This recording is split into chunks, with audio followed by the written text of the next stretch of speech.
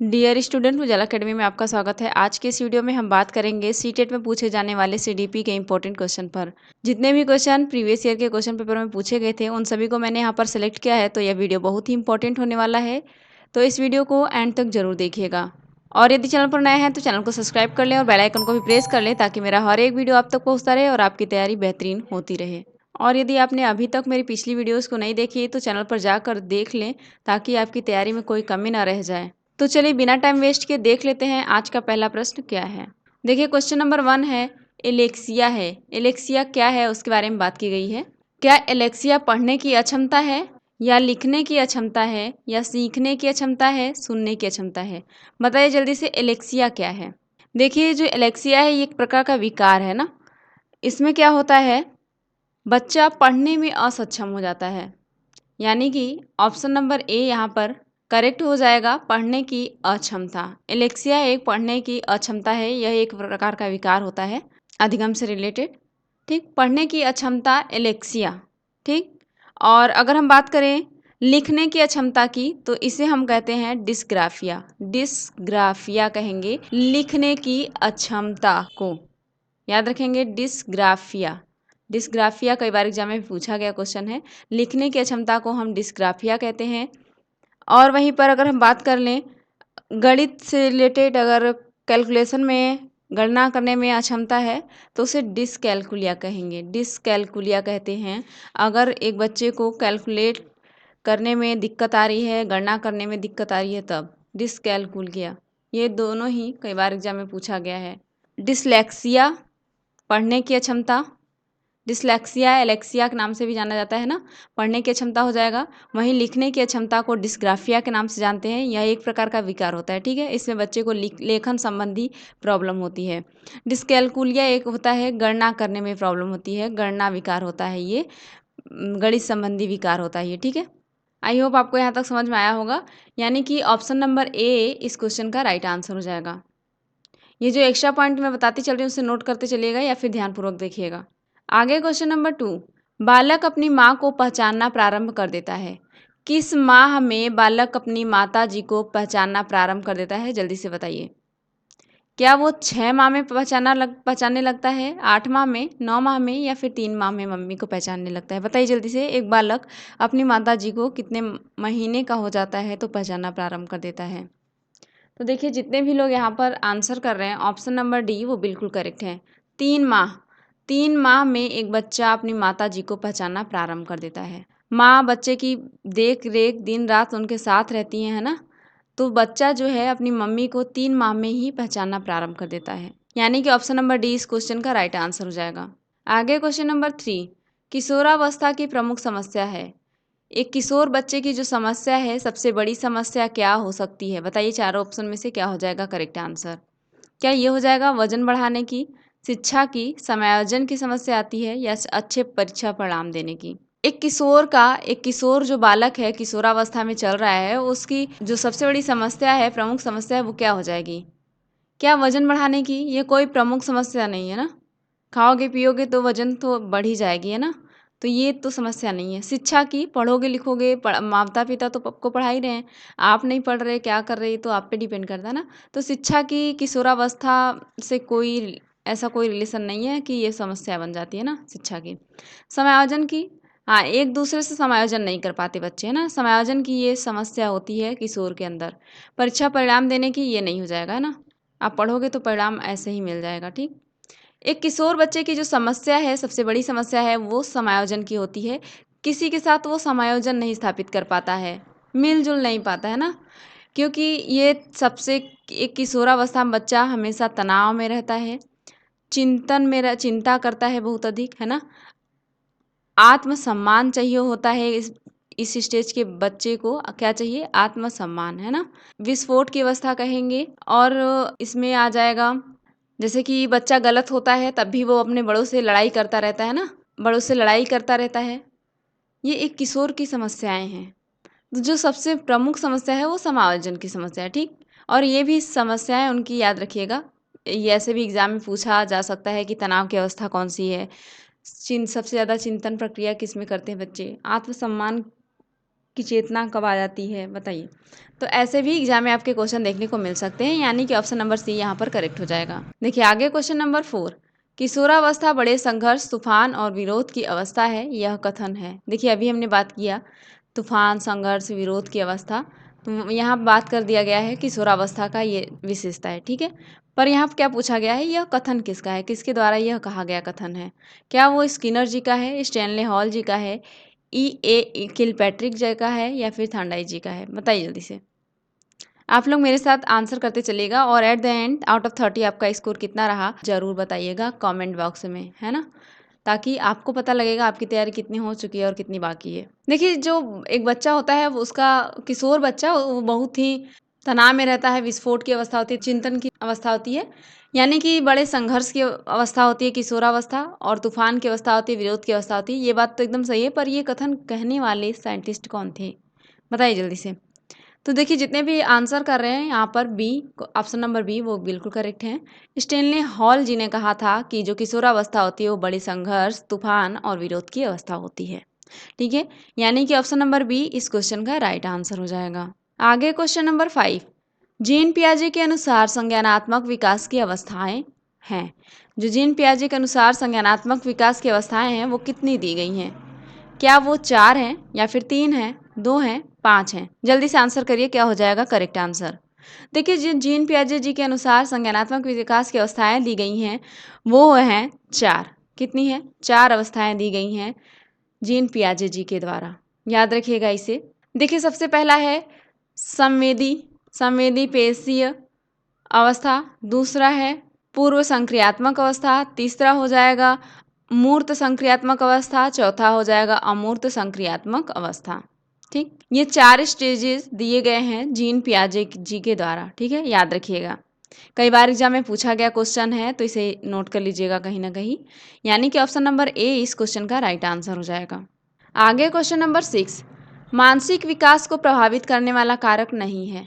नहीं पूछा गया यहाँ पर, ऐसे क्वेश्चन को आपको ध्यान से करना है, नहीं वाले क्वेश्चन को बहुत ध्यान से करिएगा, है ना, यहीं पे बहुत बच्चे गलती कर जाते हैं, आप मत करिएगा। देखिए यहाँ पर पूछा गया है मानसिक विकास को प्रभावित करने वाला ऐसा कौन सा ऑप्शन है जो नहीं है। क्या वो ये है परिवार का वातावरण, या फिर धार्मिक वातावरण, परिवार की सामाजिक स्थिति, या फिर परिवार की आर्थिक स्थिति। ऐसा कौन सा ऑप्शन है जो मानसिक विकास को प्रभावित नहीं कर सकता। देखिए आपका जो परिवार है वहाँ का माहौल अच्छा नहीं है तो आपके जो मानसिक विकास है उस पर प्रभाव पड़ेगा ही पड़ेगा, है ना। आपके परिवार का वातावरण आपके मानसिक विकास पर इफेक्ट डालता ही डालता है। ठीक, धार्मिक वातावरण, आपका धर्म कैसा है, धार्मिक वातावरण कैसा है ना, ये कोई मानसिक विकास पर प्रभाव नहीं डालेगा, ये गलत हो जाएगा। ठीक, परिवार की सामाजिक स्थिति, अगर परिवार का जो समाज में स्थिति है अच्छी नहीं है तो लोग आपको बहुत सारी बातें कहेंगे, तो इसका प्रभाव तो आपकी मानसिक स्थिति पर ही पड़ेगा, दिमाग पर ही पड़ेगा, यानी कि ये भी इफेक्ट डालता है। समाज के 4 लोग 4 बातें कहेंगे, अगर आपके परिवार की सामाजिक स्थिति ठीक नहीं है तो, है ना, तो इसका प्रभाव पड़ेगा आपके मस्तिष्क पर। और देखिए दिया है चौथा ऑप्शन, परिवार की आर्थिक स्थिति। परिवार की अगर आर्थिक स्थिति ठीक नहीं है तो आप मानसिक रूप से तनाव में रहेंगे, आप, इसका मतलब है आपके मस्तिष्क पर प्रभाव डालेगा ये। जो परिवार की आर्थिक स्थिति है ठीक ना होने के कारण बहुत बच्चे परेशान रहते हैं, तो दबाव तनाव में रहते हैं, यानी कि मानसिक विकास तो कहीं ना कहीं प्रभावित होता जरूर है। यानी कि ऑप्शन नंबर ए परिवार का वातावरण, परिवार की सामाजिक स्थिति और वहीं पर आर्थिक स्थिति, ये तीनों ही मानसिक विकास को प्रभावित करते हैं। ठीक, बचा हमारे पास ऑप्शन नंबर बी धार्मिक वातावरण, ये नहीं डालता, धार्मिक वातावरण प्रभाव नहीं डालता हमारे मानसिक विकास को। ठीक, ये याद रखिएगा, धार्मिक जो वातावरण होता है ये कोई कारक नहीं है जो हमारे दिमाग पर मस्तिष्क पर असर डाले। क्या ही धर्म जाति से क्या ही मतलब है, आपका जो धार्मिक वातावरण कैसा है क्या है उससे कोई फर्क नहीं पड़ता आपके मानसिक विकास पर। ठीक है, यानी कि ऑप्शन नंबर बी यहाँ पर करेक्ट हो जाएगा। आगे क्वेश्चन नंबर 7, नैतिक तर्क की अवस्था सिद्धांत किसने स्पष्ट की। जो नैतिक तर्क की अवस्था है, सोचने समझने की अवस्था है, उस सिद्धांत को किसके द्वारा स्पष्ट किया गया था। क्या वो कोहलबर्ग के द्वारा स्पष्ट किया गया, या फिर एरिक्सन के द्वारा, फ्रायड के द्वारा, पावलोव जी के द्वारा। तो बताइए नैतिक तर्क की जो अवस्था है उस सिद्धांत को किसने स्पष्ट किया। तो जितने भी लोग यहाँ पर आंसर कर रहे हैं ऑप्शन नंबर ए कोहलबर्ग, वो बिल्कुल करेक्ट है। कोहलबर्ग ने स्थापित किया था, स्पष्ट किया था नैतिक तर्क का अवस्था सिद्धांत। ठीक, यानी कि ऑप्शन नंबर ए यहाँ पर करेक्ट हो जाएगा। आगे क्वेश्चन नंबर 8, कौन सा ऊर्जावान मित्रवत बालक का लक्षण नहीं है? देखिए एक बार और नहीं वाला क्वेश्चन आपके सामने आ चुका है। ऐसा कौन सा ऑप्शन है जो ऊर्जावान मित्रवत बालक की लक्षण तो नहीं हो सकती? बताइए। क्या वो खुशमिजाज, ये हो सकता है, सामाजिक, आसानी से चिढ़ने वाला, ऊर्जा का उच्च स्तर। एक जो ऊर्जावान बालक होता है, ऊर्जावान बालक, वो खुश मिजाजी होगा ना, हमेशा खुश रहने वाला होगा, किसी चीज़ का तनाव नहीं लेता होगा, ऐसा होगा एक ऊर्जावान बालक। और समाज में उसकी अच्छी स्थिति होगी, सामाजिक पर्सन होगा, ये भी ठीक है। और देखिए क्या ऊर्जावान मित्रवत जो बालक होगा वो आसानी से चिढ़ जाएगा? बिल्कुल नहीं। खुश मिजाज होगा, जो समाज में एकदम मस्त छवि बना के रखता है, ऐसा बालक क्या कभी आसानी से चिढ़ सकता है? ये लक्षण नहीं है एक ऊर्जावान मित्रवत बालक की। ठीक है, यही देखिए ऊर्जा का उच्च स्तर पाया जाएगा, फुर्तीला होगा, ऊर्जावान होगा, एक ऊर्जावान मित्रवत बालक। ठीक है, याद रखिएगा इसे। उसमें जो ऊर्जा का स्तर होगा वो उच्च होगा, अधिक ऊर्जा पाई जाएगी, ये भी ठीक है ऑप्शन, है ना। यानी कि हमें यहाँ पर गलत वाला ऑप्शन मिल चुका है, वहीं करेक्ट हो जाएगा। आसानी से चिढ़ने वाला नहीं होता एक ऊर्जावान मित्रवत बालक, ये याद रखिएगा। यानी कि ऑप्शन नंबर सी इस क्वेश्चन का राइट आंसर हो जाएगा। आगे क्वेश्चन नंबर 9, वंशानुक्रम से संबंधित प्रयोग चूहों पर किसने किया? जो वंशानुक्रम से संबंधित प्रयोग था चूहों पर किसके द्वारा किया गया था? क्या वो कार्ल पियर्सन ने किया था, मैकडूगल ने किया था, मेंडल ने किया था, या फिर पावलाव जी के द्वारा किया गया था? बताइए। जो वंशानुक्रम संबंधित चूहों का प्रयोग था, देखिए वो किया गया था मेंडल जी के द्वारा। मेंडल जी का नाम आप लोग याद रखेंगे क्योंकि ये कई बार एग्जाम में क्वेश्चन पूछा गया है दोस्तों। तो देखिए मेंडल ने किया था, मेंडल जी ने किया था चूहों पर प्रयोग, वो भी वंशानुक्रम से संबंधित प्रयोग था। ठीक, यानी कि ऑप्शन नंबर सी इस क्वेश्चन का राइट आंसर हो जाएगा। आगे क्वेश्चन नंबर 10, बालक के जन्म के समय शिशु के मस्तिष्क का भार होता है। जब एक बच्चा जन्म लेता है तो उसके मस्तिष्क का भार पूछा गया है। उसके मस्तिष्क का भार बताइए कितना होता है? एक बालक जब जन्म लेता है, जन्म के समय की बात हो रही है यहाँ पर, क्या वो 300 ग्राम का होता है उसका मस्तिष्क, या फिर 350 ग्राम, 400 ग्राम, 450 ग्राम? जब एक बच्चा, एक शिशु जन्म लेता है तो उसके मस्तिष्क का भार होता है, याद रखिएगा, 350 ग्राम। 350 ग्राम का होता है उसका मस्तिष्क जब एक बच्चा जन्म लेता है। ठीक, यानी कि ऑप्शन नंबर बी इस क्वेश्चन का राइट आंसर हो जाएगा। आगे क्वेश्चन नंबर 11, कल्पना जगत में विचरण होता है। ऐसी कौन सी अवस्था है जिसमें बच्चे के अंदर कल्पनाएं बहुत होती हैं? कल्पना जगत में विचरण करता है। क्या वो शैशवावस्था है, किशोरावस्था है, या फिर बाल्यावस्था है, या फिर शैशवा और किशोरावस्था दोनों ही हो जाएगा? बताइए। कल्पना जगत अपने ही कल्पनाओं में विचरण करता है, बहता रहता है, कल्पना ही कल्पना करता है बच्चा, किस अवस्था में? तो यहाँ पर जितने भी लोग आंसर कर पा रहे हैं ऑप्शन नंबर डी वो बिल्कुल करेक्ट है, शैशवावस्था व किशोरावस्था दोनों ही।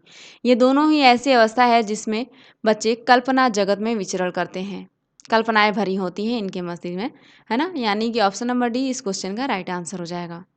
आगे क्वेश्चन नंबर 12, बालक मुख्य जो बालक है मुख्य रंगों की पहचान कर लेता है। किस वर्ष का बालक होगा? जो मुख्य रंग होते हैं लाल, नीला, पीला, ऐसे जो मुख्य रंग बनाए गए हैं वो उनकी पहचान कब कर लेता है बच्चा? एक बताइए, किस वर्ष का बालक मुख्य रंगों की पहचान कर पाता है?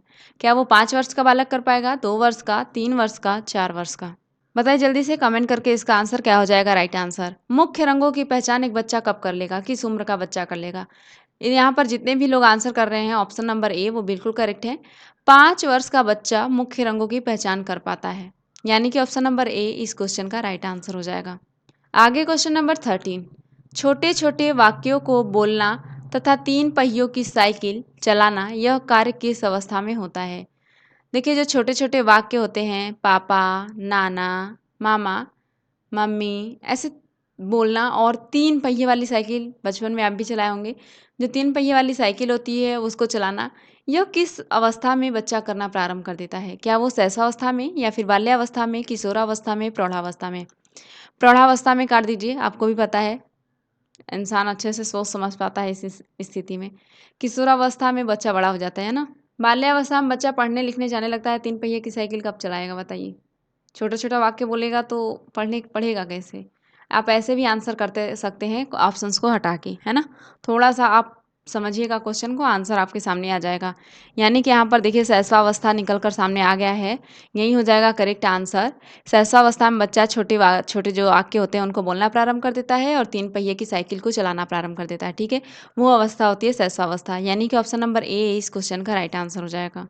आगे क्वेश्चन नंबर 14, जो किशोरावस्था में चरित्र निर्माण से जो अवस्था संबंधित है वह निम्न में से है। जो चरित्र निर्माण की अवस्था है वो किशोरावस्था में से किस में संबंधित है, बताइए। क्या वो परंपराओं को धारण करने की अवस्था संबंधित है, या फिर आधारहीन आत्मचेतना से संबंधित है, आधार युक्त आत्मचेतना से, स्व केंद्रित अवस्था से, बताइए। किशोरावस्था में चरित्र निर्माण से जो अवस्था संबंधित है, यहाँ पर बताइए कौन सा हो जाएगा ऑप्शन जो संबंधित हो जाएगा। देखिए जितने लोग भी आंसर कर पा रहे हैं ऑप्शन नंबर बी वो बिल्कुल करेक्ट है। आधारहीन आत्मचेतना ये संबंधित है किशोरावस्था में चरित्र निर्माण से, ठीक है। यानी कि ऑप्शन नंबर बी इस क्वेश्चन का राइट आंसर हो जाएगा। आगे क्वेश्चन नंबर 15, मनुष्य के शरीर में हड्डियों की संख्या कम से कम होती है। किस अवस्था में, किस स्टेज में हड्डियों की स्थिति कम हो जाती है, जो हड्डियों की संख्या होती है, नंबर होती है, वो कम हो जाती है, सबसे कम हो जाती है, बताइए किस अवस्था में। क्या वो शैशवावस्था में होती है, बाल्यावस्था में होती है, किशोरावस्था के बाद, या फिर प्रौढ़ावस्था में। देखिए शैशवावस्था में जब बच्चा जन्म लेता है तो हड्डियों की संख्या अधिक रहती है, बाद में हड्डियां जाके एक दूसरे से जुड़ जाती हैं, फिर बीच में जाके 206 हो जाती हैं कुल हड्डियां, है ना, मानव शरीर में। फिर लेकिन जो हड्डियों की संख्या कम हो जाती है मानव शरीर में तो वो होती है प्रौढ़ावस्था में। याद रखिएगा प्रौढ़ावस्था में हड्डियों की संख्या कम हो जाती है, ठीक है। यानी कि ऑप्शन नंबर डी यहाँ पर करेक्ट हो जाएगा। आगे क्वेश्चन नंबर 16, विकास व्यक्ति में नवीन विशेषताएं और योग्यताएं प्रस्फुटित करता है, यह कथन किसका है। जो विकास होता है एक व्यक्ति में नई नई विशेषताओं को लाता है और योग्यताओं को लाता है, यह कथन किसके द्वारा कहा गया था। क्या यह कथन हरलाक जी ने कहा था, या फिर जेम्स ड्रेवर ने किया था, या फिर मैकडूगल ने, मुनरो ने। बताइए किसके द्वारा कहा गया था कि जब व्यक्ति का विकास होता है तो उसके अंदर नई नई विशेषताएं जागती हैं और योग्यताएं बढ़ती हैं। तो यहाँ पर जितने लोग भी आंसर कर रहे हैं ऑप्शन नंबर ए वो बिल्कुल करेक्ट हो जाएंगे। हरलाक जी के द्वारा कहा गया था यह कथन कि व्यक्ति के अंदर जब विकास होता है तो उसके अंदर नई नई विशेषताएं और योग्यताएं प्रस्फुटित होती हैं। यानी कि ऑप्शन नंबर ए इस क्वेश्चन का राइट आंसर हो जाएगा। आगे क्वेश्चन नंबर 17, किशोरावस्था एक नया जन्म है, इसमें उच्चतर और श्रेष्ठतर मानव विशेषताओं का जन्म होता है, यह कथन किसका है। देखिए ऐसे कथन वाले क्वेश्चन आपको एग्जाम में 2 या 3 देखने को जरूर मिलेंगे, है ना। तो ऐसे कथन वाले क्वेश्चन को आप ध्यान से देखिएगा या फिर कहीं ना कहीं नोट करते चलिएगा। बताइए ये कथन किसने कहा था कि जो किशोरावस्था होती है एक नया जन्म होता है उसमें, और बच्चे के अंदर उच्चतर और श्रेष्ठतर मानव की विशेषताओं का जन्म हो जाता है। क्या ये कथन क्या कहा था, जॉनसन सिम्पसन के द्वारा, या फिर गैसल के द्वारा, स्टैनले हॉल के द्वारा, या गिटफ्रे के द्वारा। देखिए जो किशोरावस्था एक नया जन्म है, उच्चतर एवं श्रेष्ठतर मानव विशेषताएं आ जाती हैं किशोरावस्था में, ये कहा गया था स्टैनले हॉल के द्वारा। ऑप्शन नंबर सी इस क्वेश्चन का राइट आंसर हो जाएगा। स्टैनले हॉल ने कहा था किशोरावस्था एक नया जन्म है, ठीक है। आगे क्वेश्चन नंबर 18, किशोरावस्था आदर्शों की अवस्था है, सिद्धांतों के निर्माण की अवस्था है, साथ ही जीवन का सामान्य समायोजन है, यह परिभाषा देने वाले हैं। देखिए वो कथन गलत, वो कथन दूसरा था कि जो बच्चा किशोरावस्था में एक नया जन्म है, इसमें नई नई योग्यताएं आती हैं, तो वो स्टैनले हॉल जी के द्वारा हरलाक स्टैनले हॉल जी के द्वारा कहा गया था। पर यहाँ पर बात अलग है, किशोरावस्था आदर्शों की अवस्था कहा गया है, सिद्धांत के निर्माण की अवस्था कहा गया है, साथ ही जीवन का सामान्य समायोजन है। यह परिभाषा किसने दिया था बताइए। देखिए ये अलग बात कहा गया है ना। क्या वो हेड ऑफ रिपोर्ट के द्वारा दिया गया था, जीन पियाजे जी के द्वारा दिया गया था, फ्रेडरिक ट्रेसी के द्वारा, ई.एल. पील के द्वारा दिया गया था, बताइए। किशोरावस्था जो होता है आदर्शों की अवस्था होती है, सिद्धांत के निर्माण की अवस्था होती है, साथ ही सामान्य समायोजन की अवस्था होती है। यह परिभाषा दिए थे जीन पियाजे जी। जीन पियाजे जी के द्वारा यह परिभाषा दिया गया था। यानी कि ऑप्शन नंबर बी इस क्वेश्चन का राइट आंसर हो जाएगा। आगे क्वेश्चन नंबर 19, मानसिक विकास का संबंध नहीं है। जो मानसिक विकास का संबंध इसमें से बताइए कौन सा नहीं हो जाएगा। क्या वो ये है शिक्षार्थी का वजन एवं ऊंचाई, ये नहीं संबंधित है, या तर्क एवं निर्णय, स्मृति का विकास, अवबोध की क्षमता। देखिए, जब बच्चे के मानसिक विकास होता है, तो उसके अंदर तर्क और निर्णय लेने की क्षमता विकसित होती है, बिल्कुल बात सही है। स्मृति का विकास होता है, याद करने की चीज़ें विकसित हो जाती हैं, अवबोध की क्षमता विकसित हो जाती है। पर बच्चे की जो लंबाई और ऊँचाई, वज़न, इससे कोई नाता नहीं है आपके मानसिक विकास से, है ना? ठीक, शिक्षार्थी का वजन एवं ऊंचाई ये वृद्धि में आ जाएगा, याद रखिएगा। वृद्धि से भी क्वेश्चन कई बार पूछा गया है, तो वृद्धि और विकास में एक बार अंतर जरूर पढ़ के जाइएगा। ठीक, ये जो रिलेट करता है ऑप्शन, ये वृद्धि से करेगा। जब वृद्धि होगी तो शिक्षार्थी का वजन बढ़ेगा और ऊंचाई बढ़ेगी, पर जब विकास होगा तो तर्क लेने की क्षमता, स्मृति का विकास होगा, है ना? बच्चा नए नई चीज़ों को सीखता है, ये विकास होता है। विकास सतत एवं निरंतर चलने वाली प्रक्रिया है, जबकि वृद्धि एक समय पर जाकर ब्रेक हो जाती है, रुक जाती है। तो ये जो शिक्षार्थी का वजन और ऊंचाई है, ये संबंधित नहीं है किसी भी प्रकार से मानसिक विकास से, है ना? इसलिए यही आंसर गलत हो जाएगा और यहाँ पर नहीं क्वेश्चन पूछा गया था, इसलिए ये करेक्ट है। यानी कि ऑप्शन नंबर ए इस क्वेश्चन का राइट आंसर हो जाएगा। आगे क्वेश्चन नंबर 20। गर्भ में बालक को विकसित होने में कितने दिन लगते हैं? एक बच्चा जब गर्भ में रहता है, माता जी के गर्भ में रहता है, तो उसको विकसित होने में टोटल कितने दिन का समय लग जाता है? जल्दी से आंसर करिए कमेंट बॉक्स में, कितना हो जाएगा इसका राइट आंसर।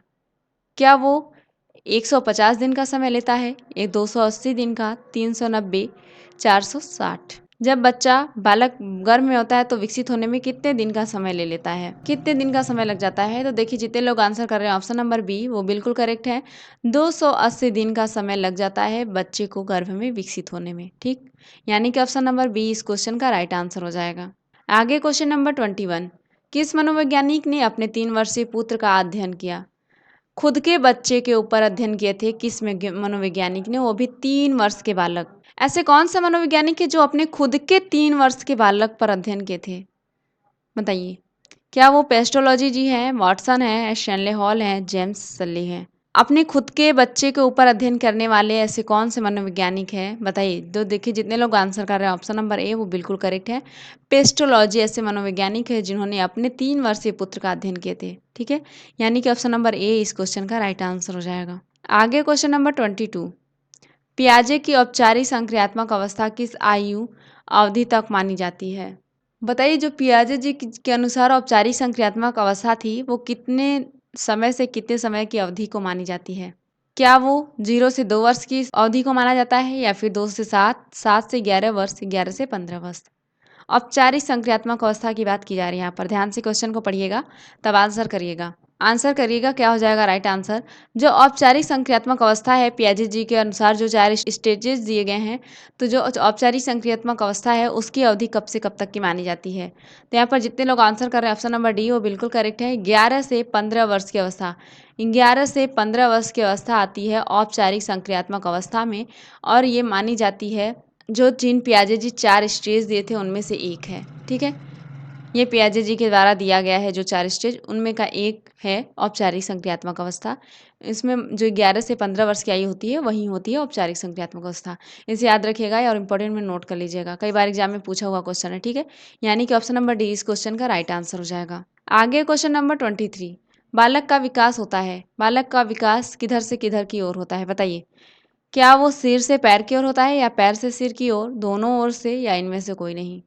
जो बालक का विकास होता है किधर से किधर होता है, बताइए जल्दी। यहाँ पर जितने लोग भी आंसर कर रहे हैं ऑप्शन नंबर ए वो बिल्कुल करेक्ट है, सिर से पैर की ओर। एक बच्चे का जो विकास होता है वो सिर से पैर की ओर होता है, ये हमेशा याद रखिएगा।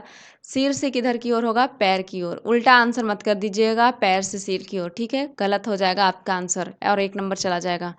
सिर से पैर की ओर, हमेशा याद रखिएगा, सिर से पैर की ओर होता है एक बालक का विकास। ठीक, याद रखेंगे और इसे इंपॉर्टेंट में जरूर नोट करेंगे। यानी कि ऑप्शन नंबर ए इस क्वेश्चन का राइट आंसर हो जाएगा। आगे क्वेश्चन नंबर 24। विकास के संबंध में गलत कथन है, गलत कथन का चुनाव करना है यहाँ पर। क्या विशिष्ट से सामान्य की ओर होता है विकास, या सार्वभौमिक प्रक्रिया है, दिशा सिर से पैर की ओर होती है, वर्तुलाकार गति है? विकास के संबंध में जो गलत कथन है उसको चुनिए। देखिए, यहाँ पर जितने लोग भी आंसर कर पा रहे हैं ऑप्शन नंबर ए वो बिल्कुल करेक्ट है, विशिष्ट से सामान्य की ओर। ये कथन गलत हो जाएगा, गलत कथन है। हमेशा बच्चे का विकास होता है सामान्य से जटिल की ओर, यानी कि विशिष्ट की ओर। सामान्य से जटिल की ओर होता है, न कि जटिल से सामान्य की ओर। ठीक, यानी कि ऑप्शन नंबर ए इस क्वेश्चन का राइट आंसर हो जाएगा।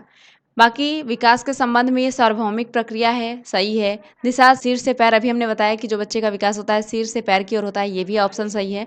वर्तुलाकार गति होती है विकास, ये भी सही है।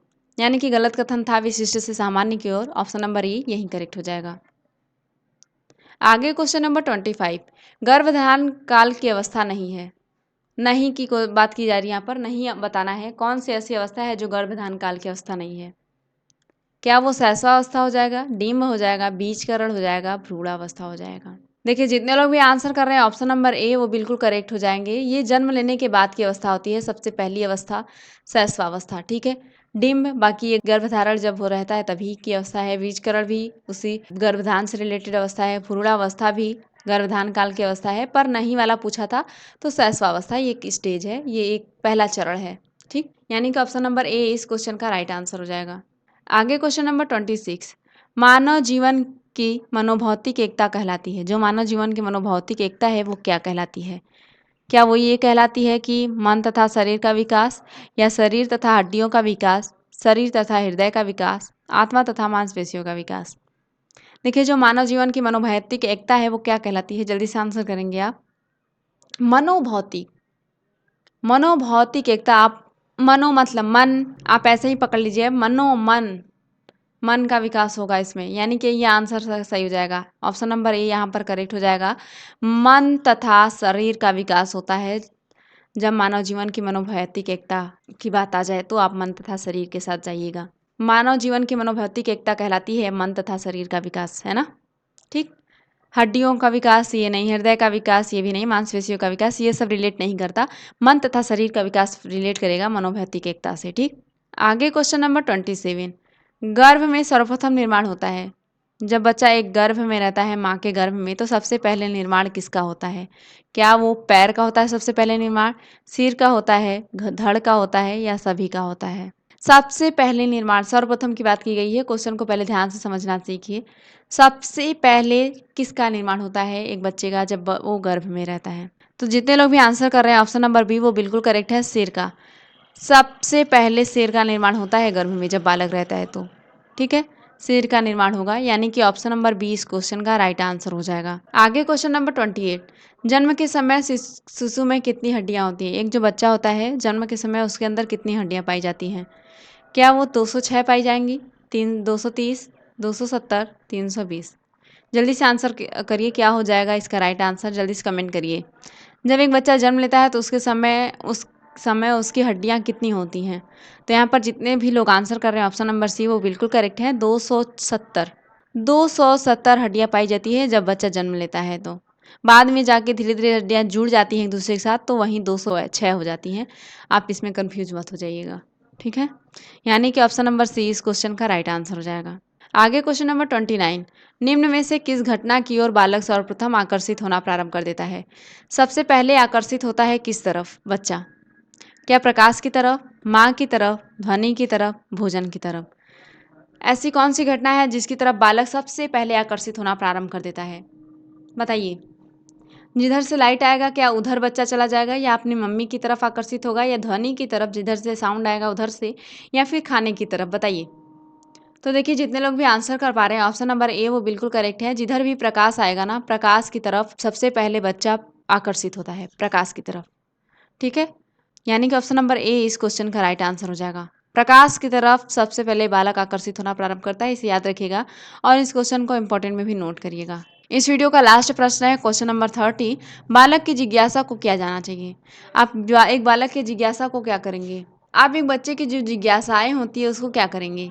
क्या वो दमन कर देंगे, दबा देंगे, शांत कर देंगे, उत्तेजित कर देंगे, सक्रिय कर देंगे। एक बालक की जिज्ञासा को क्या करेंगे। आप अगर एक टीचर हैं तो क्या करेंगे बताइए। क्या आप उसके जिज्ञासा को दबा देंगे, बिल्कुल ऐसा नहीं करेंगे ना, ऐसा आप नहीं करेंगे। आप सुना, आपका आंसर गलत हो जाएगा। आपको किसी के बच्चे की जो जिज्ञासा होती है उसको दबाना नहीं है, दमन नहीं करना है ना, शांत करें देंगे, बिल्कुल शांत, वो भी चुप करा देंगे, नहीं डांट कर नहीं, है ना कि चुप रहो बैठ जाओ मत पूछो क्वेश्चन, है ना। उसकी जो जिज्ञासाएं हैं, ये कैसे हुआ, वो कैसे हुआ, ये कहाँ से आया, उसकी जिज्ञासा जो होती है उसको आप आंसर करके शांत करेंगे।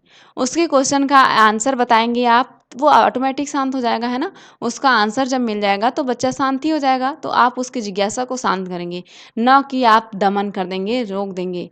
और वो भी शांत करने के तरीके हैं, ना कि उसे डाँट कर शांत करा देंगे। उसके क्वेश्चन का आंसर देकर उसे शांत करेंगे, ठीक? आप उसके क्वेश्चन का आंसर दे देंगे, उसकी जिज्ञासा शांत हो जाएगी, ठीक? ऐसा नहीं करेंगे कि दबा देंगे, दमन कर देंगे, उत्तेजित कर देंगे और बढ़ा देंगे, ऐसा भी नहीं करेंगे। आंसर करेंगे कि और बढ़ाएँगे, सक्रिय कर देंगे, ये भी नहीं करेंगे। यानी कि ऑप्शन नंबर बी यहाँ पर करेक्ट आंसर मिल चुका है। आप एक बच्चे की जो जिज्ञासा होती है, उसे शांत कर देंगे आंसर देकर, है ना? ना कि ऐसे डाँट कर, ठीक है? दोस्तों आई होप आपको यहाँ तक समझ में आया होगा। यदि यह वीडियो अच्छा लगा है तो अपने दोस्तों के साथ शेयर कर दें और वीडियो को लाइक भी कर दें। और यदि चैनल पर नए हैं तो चैनल को सब्सक्राइब कर लें और बेल आइकन को भी प्रेस कर लें, ताकि मेरा हर एक वीडियो आप तक पहुँचता रहे और आपकी तैयारी बहुत अच्छी तरीके से होती रहे। यदि आपको मेरी पिछली वीडियोज़ नहीं मिल रही हैं तो सीटेट 2024 इस नाम से प्लेलिस्ट बनी हुई है, जिसमें सारी वीडियो आपको मिल जाएगी। और उन सभी वीडियो में भी मैंने प्रीवियस ईयर में जितने भी सारे क्वेश्चन पूछे गए थे तो उन पर डिस्कस की हूँ, तो वो सभी वीडियो आपके लिए बहुत इम्पॉर्टेंट है, तो उसे भी एक बार ज़रूर चेकआउट करिएगा। और अपने दोस्तों के साथ भी शेयर कर दीजिएगा, ताकि उनका भी हेल्प हो सके। और जाते-जाते अपना स्कोर ज़रूर कमेंट बॉक्स में बताइएगा, आउट ऑफ 30 आपने कितना स्कोर किया। तो चलिए मैं मिलती हूँ आपसे नेक्स्ट वीडियो में, तब तक के लिए टाटा, बाय बाय।